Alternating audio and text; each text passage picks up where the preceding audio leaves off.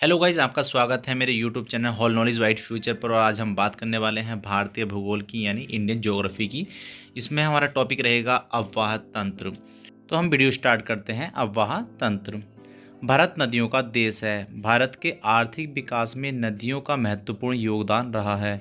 नदियां यहां आदिकाल से ही मानव के जीवनोपार्जन का साधन रही हैं।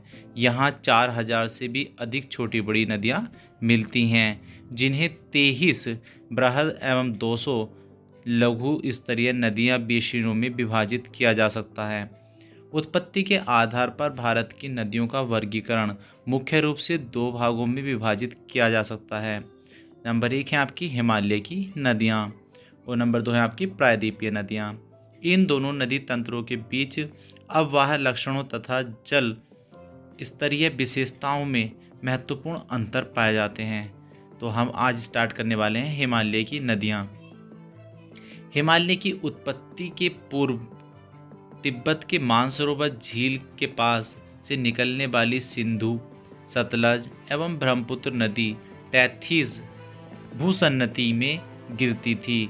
हिमालय की नदियों के बेसिन बहुत बड़े हैं एवं उनके जल ग्रहण क्षेत्र सैकड़ों हजारों वर्ग किलोमीटर पर विस्तृत हैं। उदाहरण के लिए गंगा नदी का जल ग्रहण क्षेत्र लगभग 9 लाख वर्ग किलोमीटर है। क्योंकि हिमालय की नदियां पूर्ववर्ती नदियों के उदाहरण हैं एवं हिमालय के उत्थान के क्रम में निरंतर अपरदन कार्य करती रहती हैं, अतः इनके द्वारा गॉर्ज महाखंडों या गॉर्ज का निर्माण हुआ है। ये नदियां अभी भी युवावस्था में हैं और निरंतर अपरदन कार्य में लगी हुई हैं। हिमालय की नदियां अपेक्षाकृत बड़ी हैं, जैसे सिंधु, ब्रह्मपुत्र, गंगा, सतलुज, यमुना आदि। हिमालय की नदियों में वर्ष भर जल रहता है, क्योंकि वर्षा जल के अतिरिक्त हिम के पिघलने से भी इन्हें जल की आपूर्ति होती है, अतः यह सदा नीरा है। मैदानी क्षेत्र वर्ष भर नौकायन के लिए उपयुक्त होते हैं। ये नदियाँ पर्याप्त मात्रा में उपजाऊ जलोढ़ अवसादों का निक्षेपण करती हैं। मैदानी भागों में ढाल की न्यूनता के कारण ये विसर्पों का भी निर्माण करती हैं एवं प्राय अपना मार्ग भी बदल लेती हैं। इनमें सिंचाई की ज़्यादा संभावनाएं होती हैं। हिमालय की नदियों को 3 प्रमुख नदी तंत्रों में विभाजित किया गया है: सिंधु नदी तंत्र, गंगा नदी तंत्र तथा ब्रह्मपुत्र नदी तंत्र। भूगर्भ वैज्ञानिकों का मानना है कि इन तीनों नदी तंत्रों का विकास एक अत्यंत विशाल नदी से हुआ है, जिसे शिवालिक अथवा हिंद ब्रह्मा नदी भी कहा जाता है। यह नदी असम में पंजाब तक बहती थी। प्लीस्टोसीन काल में जब पोटवार का पठार का उत्थान हुआ था, तो यह नदी छिन्न भिन्न हो गई एवं वर्तमान तीनों नदी तंत्रों में बट गई। यद्यपि इस संबंध में मत भिन्नता है। तो आज हम बात करने वाले हैं तीनों नदी तंत्रों में से ब्रह्मपुत्र नदी तंत्र की। ब्रह्मपुत्र नदी तंत्र विश्व की सबसे लंबी नदियों में से एक है तथा जल विसर्जन के कुल आयतन की दृष्टि से यह संसार की 4 बड़ी नदियों में शामिल है। इसका अववाह तंत्र 3 देशों तिब्बत यानी चाइना, भारत व बांग्लादेश में विस्तृत है। इसका अववाह क्षेत्र 5,80,080 वर्ग किलोमीटर में फैला हुआ है, जिसमें से भारत में यह 1,346 किलोमीटर बहती है तथा इसका अववाह क्षेत्र 3,40,000 वर्ग किलोमीटर है। यह कैलाश श्रेणी के दक्षिण मानसरोवर लेक के निकट हिमनद आंगसी ग्लेशियर या चेमायुंगडुंग ग्लेशियर से निकलती है, जिसकी हाइट 5,150 मीटर है। इस नदी का बेसिन मानसरोवर झील से मरियन ला दर्रे द्वारा पृथक होता है। ब्रह्मपुत्र का अधिकतर मार्ग तिब्बत में है। ब्रह्मपुत्र नदी को ब्रह्मा की बेटी भी कहा जाता है। प्राचीन समय में इसे लाहुत्य के नाम से जाना जाता था। ये जो है 3 देशों में बहती है, चाइना, इंडिया और बांग्लादेश में। यानी इसकी टोटल लेंथ की बात करें तो इसकी टोटल लेंथ है 2900 किलोमीटर। और यदि बात करें इसकी तिब्बत में कितनी लेंथ है, तो वो आपकी लेंथ है इसकी 1700 किलोमीटर। कहीं कहीं तिब्बत में इसकी लेंथ आपको देखने के लिए मिलेगी 1625 किलोमीटर। यदि बात करें इंडिया में इसकी लेंथ की, तो इंडिया में इसकी लेंथ मिलेगी आपको 900 किलोमीटर और कहीं कहीं आपको इसकी लेंथ मिलती है 918 किलोमीटर। बात करते हैं बांग्लादेश में, तो बांग्लादेश में इसकी लेंथ है 300 किलोमीटर और कहीं कहीं ये लेंथ आपको देखने के लिए मिलती है 363 किलोमीटर।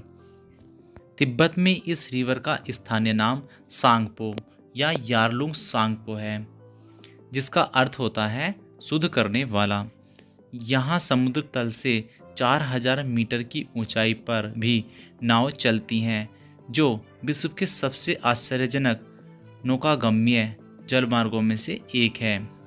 आगे बात करें तो तिब्बत की कैपिटल लहासा भी इसके किनारे स्थित है। इससे आगे ये जाती है चाइना में, और चाइना में इसे कहा जाता है यारलुंग जैंगबो या पुचियांग के नाम से भी इसे जाना जाता है। वहाँ पर इसकी 2 ट्रिब्यूटरी पड़ती हैं, जिसका नाम है नयांग्क्यू और यारलुंग। नामचा बारवा पर्वत के पूर्व किनारे के सहारे यह एक तीखा मोड़ लेते हुए दक्षिण पश्चिम दिशा में मुड़ जाती है और 5500 मीटर गहरा कैनियन बनाती है। यदि बात करें नामचा बारवा की हाइट की, तो इसकी हाइट है 7755 मीटर, या आप कह सकते हैं 7756 मीटर, या आप कह सकते हैं 7782 मीटर, जो आपको ये तीनों लेंथ देखने के लिए मिलेंगी।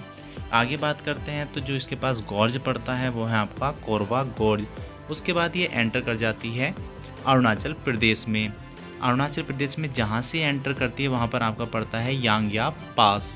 अरुणाचल प्रदेश में यह नदी दिहांग, सियांग या डीही के नाम से जानी जाती है। यहाँ पर ही पास में एक स्थान पड़ता है पासीघाट, और उसके बाद ये एंटर कर जाती है पासीघाट के निकट सदिया के पास 2 सहायक नदियाँ दिवांग और लोहित के मिलने के बाद इसका नाम ब्रह्मपुत्र रिवर पड़ जाता है। ये इसकी एक लेफ्ट बैंक ट्रिब्यूटरी हैं। अब बात करते हैं हम लोहित रिवर की। भारत के अरुणाचल प्रदेश और असम में बहने वाली एक नदी है। यह ब्रह्मपुत्र की एक सहायक नदी है। लोहित नदी पूर्वी तिब्बत के जयालछू श्रेणी से निकलती है। इसे तिब्बत में जायू रिवर के नाम से भी जाना जाता है और अरुणाचल प्रदेश में 200 किलोमीटर तक की तीव्र वेग से बहने के बाद असम के मैदानी क्षेत्र में पहुंचती है। खून की नदी के नाम से जानी जाने वाली यह नदी तूफानी और अशांत है, और इसका यह नाम आंशिक रूप से इसकी लाल मिट्टी के कारण पड़ा। इसकी टोटल लेंथ की बात करें तो इसकी टोटल लेंथ है 191 किलोमीटर। आगे बात करते हैं दिवांग रिवर। दिवांग को सिकांग रिवर के नाम से भी जाना जाता है। यह मिसमी हिल्स से निकलती है और सदिया के आसपास आके असम में मिल जाती है। आगे बात करते हैं हम इसकी राइट बैंक ट्रिब्यूटरी में। जो सबसे पहली ट्रिब्यूटरी आती है उसका नाम है सुबनसिरी रिवर। सुबनसिरी नदी को गोल्ड रिवर के नाम से भी जाना जाता है। इसमें कुछ गोल्ड के कण मिलते हैं। यह तिब्बत में हिमालय रेंज माउंट पुरम से निकलती है और एंटर करती है अरुणाचल प्रदेश में, और अरुणाचल प्रदेश में जिसका ओरिजिनेट पॉइंट माना जाता है वो माना जाता है मिरी हिल्स को। उसके बाद ये आगे बहती हुई इसमें ट्रिब्यूटरी काफ़ी सारी आके मिल जाती हैं, जिनमें से एक ट्रिब्यूटरी है कमला। उसके बाद ये 442 किलोमीटर का सफ़र तय करती हुई अरुणाचल प्रदेश में लखीमपुर में आके ब्रह्मपुत्र रिवर को ज्वाइन कर लेती है। आगे बात करते हैं हम कामेंग रिवर की। कामेंग रिवर निकलती है कामेंग जिले से। इसका नाम कामेंग इसी के नाम पर रखा गया था। कहीं कहीं माना जाता है कि इसका ओरिजिनेट पॉइंट गोरीचंद माउंटेन है। इसकी टोटल लेंथ है 264 किलोमीटर। उसके बाद ये ज्वाइन कर लेती है ब्रह्मपुत्र रिवर को तेजपुर में आकर। इसकी कुछ प्रमुख सहायक नदियाँ भी हैं जो इससे आकर मिलती हैं, जो इसे कोलिया भोमोरा सेतु पुल के पूर्व में तेजपुर में जोड़ती हैं। सेसा यहाँ पर एक स्थान पड़ता है जिसमें ईगल नेस्ट सेंचुरी है, और पाके आपका एक टाइगर रिजर्व है जो इसके ईस्ट में स्थित है। आगे बात करते हैं हम नेक्स्ट रिवर बेकी रिवर। और बेकी रिवर आपकी भूटान से बहने वाली एक रिवर है जो असम से बहती हुई ब्रह्मपुत्र रिवर से मिल जाती है। इसके बाद नेक्स्ट रिवर हम बात करते हैं मानस रिवर की। तो मानस रिवर यह तिब्बत, भूटान और असम में बहने वाली नदी है। इसकी तिब्बत में जो लेंथ मिलती है वो मिलती है आपको 24 किलोमीटर। भूटान में इसकी लेंथ 272 किलोमीटर मिलती है और इंडिया के असम में इसकी लेंथ 104 किलोमीटर मिलती है। टोटल लेंथ की बात करें तो इसकी टोटल लेंथ 376 किलोमीटर मिलती है और कहीं कहीं आपको इसकी लेंथ देखने के लिए मिलेगी 320 किलोमीटर। आगे दो प्रसिद्ध स्थान इसमें पड़ते हैं, रॉयल मानस नेशनल पार्क और दूसरा है आपका मानस वाइल्ड लाइफ सेंचुरी। इसके बाद नेक्स्ट रिवर की हम बात करते हैं जिसका नाम है तिपकई रिवर। ये भूटान की एक रिवर है जो भूटान और असम में बहते हुए ज्वाइन कर लेती है ब्रह्मपुत्रा रिवर को। इसके बाद नेक्स्ट रिवर आती है जल ढाका रिवर। जल ढाका रिवर की बात करें तो इसकी टोटल लेंथ मानी जाती है 192 किलोमीटर और कहीं कहीं इसकी लेंथ आपको देखने के लिए मिलेगी 233 किलोमीटर। इसके बाद नेक्स्ट रिवर आते हैं संकोश रिवर। संकोश रिवर को गंधार रिवर के नाम से भी जाना जाता है। यह इंडिया, बांग्लादेश और भूटान तीनों देशों से बहने वाली नदी मानी जाती है। बांग्लादेश में इसे दुग्ध कुमार नदी भी कहा जाता है और भूटान में इसे पूना तसांग छू रिवर भी कहते हैं। इसके बाद इसकी ट्रिब्यूटरी की बात करें तो दो प्रमुख सहायक नदी इसमें मानी जाती हैं, मोछू तथा फोछू रिवर, जो ये इसकी बहुत ही फेमस रिवरों में से एक मानी जाती है। आगे हम बात करते हैं तीस्ता नदी की। तीस्ता नदी सिक्किम तथा पश्चिम बंगाल राज्य तथा बांग्लादेश से होकर बहती है।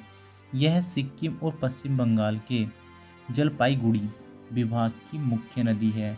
इसे सिक्किम और उत्तरी बंगाल की जीवन रेखा कहा जाता है।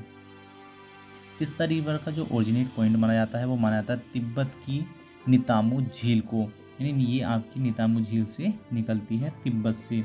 और कहीं कहीं इसके जो ओरिजिनेट पॉइंट माने जाते हैं पाउहुनरी हिमनद को जेमू हिमनद, चोलामू सरोवर, गुरु डोंगरमर सरोवर को भी इसका जो है ओरिजिनेट पॉइंट माना जाता है।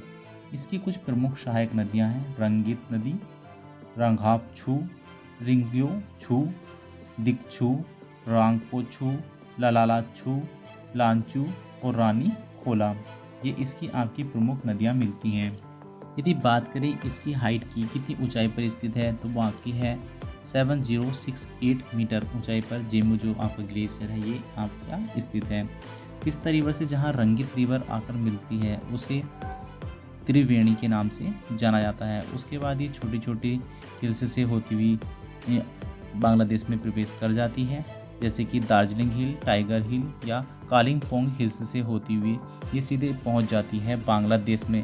वो बांग्लादेश में एक स्थान पड़ता है जिसका नाम है रंगपुरम जिला, जिससे ये जो है बांग्लादेश में ब्रह्मपुत्र नदी से मिलती है। इससे आगे बात करते हैं नेक्स्ट रिवर की, तो आती है आपकी पद्मा रिवर। पद्मा नदी को इंडिया में गंगा के नाम से जाना जाता है। गंगा की बात करें तो गंगा की लेंथ है आपकी 2525 किलोमीटर।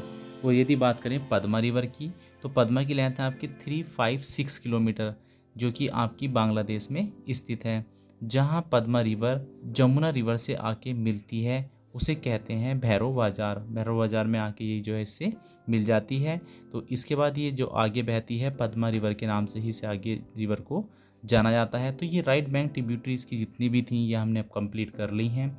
यदि आपको ये वीडियो अच्छी लगी हो तो इसे लाइक, कमेंट और शेयर जरूर करें। और इसकी जो लेफ़्ट बैंक ट्रिब्यूटरी हैं उसके लिए आप हमारी नेक्स्ट वीडियो देख सकते हैं, जिसमें हम इसकी लेफ़्ट बैंक की ट्रिब्यूटरी जो भी होंगी वो आपको पढ़ाएंगे। Thank you so much.